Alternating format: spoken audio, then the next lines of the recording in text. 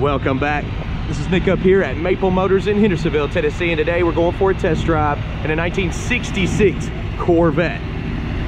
This one here's got a 283 under the hood. We're gonna be checking it out. I just did a walk around video pointing out any kind of flaws. That way you know exactly what you're buying before you get here. Check us out, maplemotors.com. I have financing, shipping available, wheels, tires, parts, and accessories, plus about 100 detailed pictures of every car on the lot. We do update our inventory every Monday. It's about that time. Let's go for a ride. So before we take off here, we're gonna look around the interior, kind of check everything out. If you're new to the channel, hit subscribe. I post videos like this daily. Go ahead and start her up here. The water temperature gauge, I do not believe is working. We will keep checking it. I let the car run, trying to see what gauges are working here. Looks like our oil pressure gauge is working. 283 under the hood. Clock's not working, radio's not working, fan, I don't hear anything. Wipers, they do work.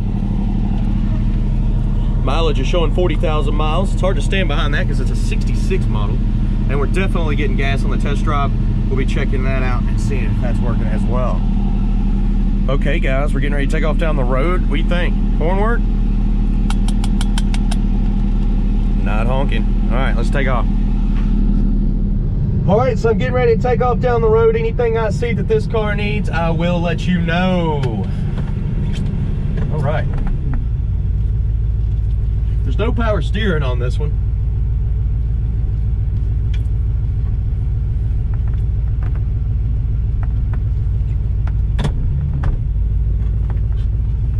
Definitely a aftermarket shifter. It's funny, that almost, I hate to say it, but it looks like it came out of a Mustang. It's like a mid-90s or early 90s setup. Just looks so familiar. I would not doubt if that was out of one. Notice the window does go up slow over here. It makes it on its way up, but I think that power window motor may be getting weak on us.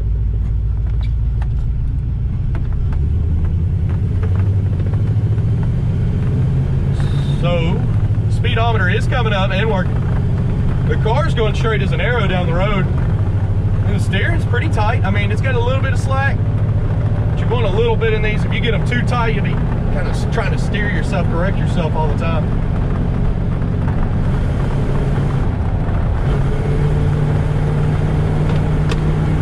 Look at us. We're stuck to the floor right now. Throttle stuck. All right, so we're gonna pull over here. I'm gonna see why the throttle's stuck and fix it, and we'll keep rolling. I'm mad at it, and I was like, well, does the kick down work? No. All right, let's fix this. Let's see what we got going on here. Is it stuck on the air cleaner? It almost feels like it. Need some vice grips. There we go. It's stuck on the air cleaner. We got the wrong kind of air cleaner sitting on here. I don't want that to happen again, so I guess I may have to run back to the lot and get some vice grips. Let's do that. Okay, so luckily I had a pair in my a pair of pliers in my bag. That's a brand new carburetor. I think the air cleaner was just set up wrong. Yeah, because it's not hanging there. It was hanging on the air cleaner. Let's see if I can get this air cleaner flipped around, and we'll get back on the road. I don't think there's no need to go back to the lot now. Okay, yeah, so what they did is they had the air cleaner turned, and there's an indentation for where the linkage can go. Just had it put on there wrong. A little bit of a squeaky belt. I was sitting there playing with that throttle. I had to kind of flooded it a little bit. We're good now. Okay, let's take off again. Let's see what's going on here. It did look like the kickdown was hooked up under there, so let's see if it actually works.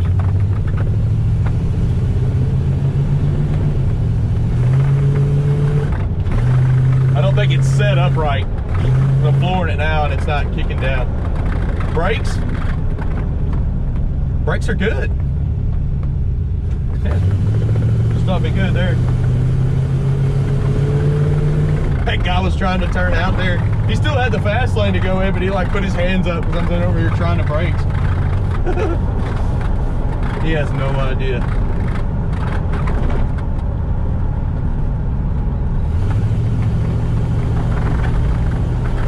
Okay, we're definitely gonna stop and get gas. Let's pull in here. What's funny is I mentioned vice grips. Somebody last night on my channel, I can't remember which video it was under, I was looking through the comments, and they said something about, man, you should check out Vice Grip Garage. I have no clue who this guy is at all, but I absolutely love the channel. It was awesome. It's a great idea, and actually, I kind of know my grandfather on the other side's got some Trans Ams, some Datsuns and stuff, and they haven't ran in 20 years. I'm like, I'm gonna record that. I'm gonna go and get those things running and record that. I don't know. But yeah, Vice Grip Garage, check that out. That guy's pretty cool. We're gonna get some gas in this, and we'll see if this gauge works. Let's do it. All right, up here at the gas station, this thing just looks beautiful. I really like side pipes. So you put the gas in back here. Got the good stuff, a 93. Really, you need non-ethanol. I mean, that's what these cars like, but there's not very many gas stations around with that unless you're by a lake or something. Of course we are, but we're gonna check this gas gauge out. Something got hung up there. Oh, the windows hung up on the weather strip in here. Just got it up just a hair too high, I guess. Let's look at this. So turn the key on and watch her climb. It is working. Good deal. We'll take off from here in a minute, get some outside shots. And if you want to see what I use for my gear, look below in the description. You can see everything I use to make these videos. All right, guys, let's keep rolling.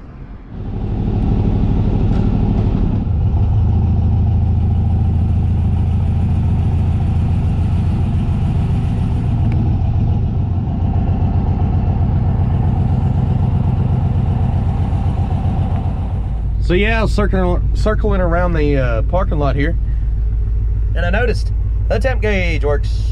It's coming up now. It just took it a little while. So all of our gauges work except for the tach. Good deal.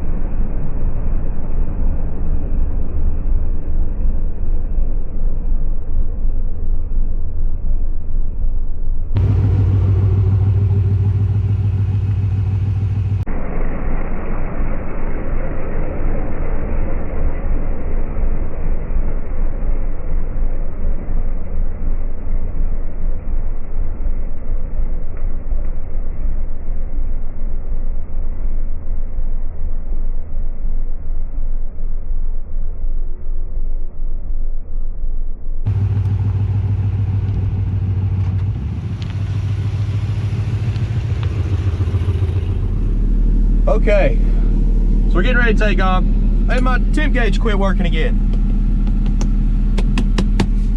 I don't know. It's a faulty gauge, so I'd put a new one in it. That way you know what your temperature is at all times. I know it's not overheating. It's running great. The idle is a bit high. It looked like a new car. Somebody probably just set it on there and didn't get it all adjusted out right.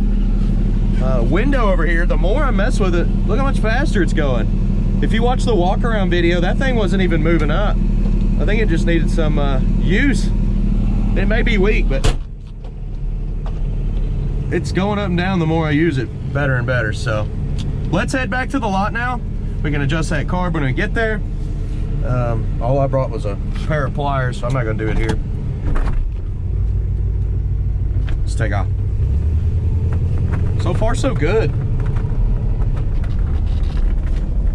Get in front of this Lexus.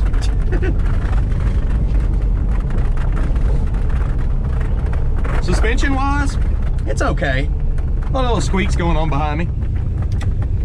I'd probably give it a 6 out of 10. It is not bad.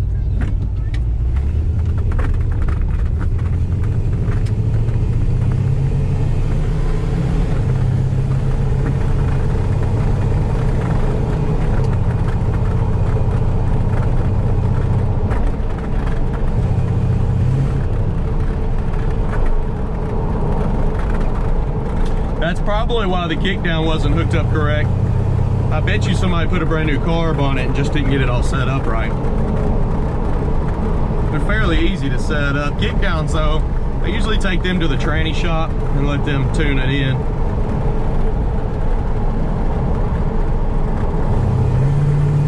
At least on my personal cars. When we buy cars up here at Maple Motors, we check them out. You know, if they need a brake job or something, we're usually good about doing that kind of stuff.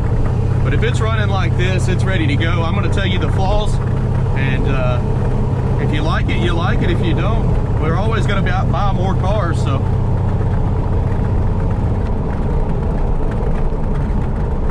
Turn signals are popping up on both sides of the dash here.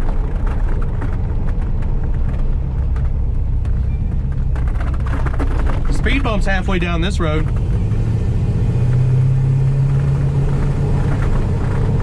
Hit it at a moderate speed, I'll point it out. Right here. Fairly smooth. What's squeaking is this top. There's a seal that goes all the way around on this back lid. And it's definitely making some noise back there. But hey, if I owned this car, I'd be driving it in the summer and this thing would never see. We'd just leave it in the garage. Really, it's a good driver. I mean, I'm going straight down the road, no issues other than our tach and our faulty water gauge.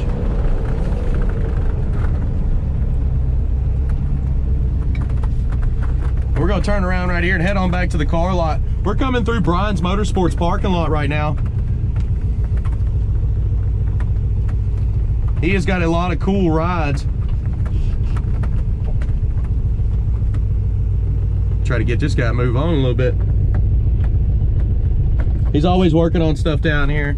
Does new trucks, old school cars, super cars. He's got everything, and he'll take it in, put wheels, tires on it, do a full interior job, stereo systems. So he's got one sitting right there. I bet you he put the wheels and tires on it.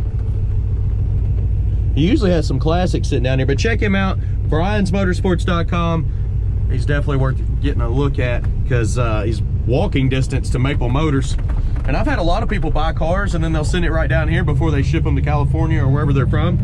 And they'll have the interiors done and just completely soup up the car before it even leaves the state.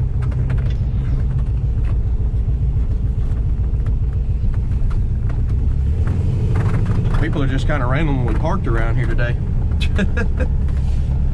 Oh, they're getting out of the car right there. I guess they're just gonna park there. All right, that'll work. We made it back to the lot. I hope y'all enjoyed this test drive. I definitely like this car. So we're gonna pull in here. I appreciate y'all watching. Thanks again. If you're new to the channel, hit that subscribe button. I post videos like this daily.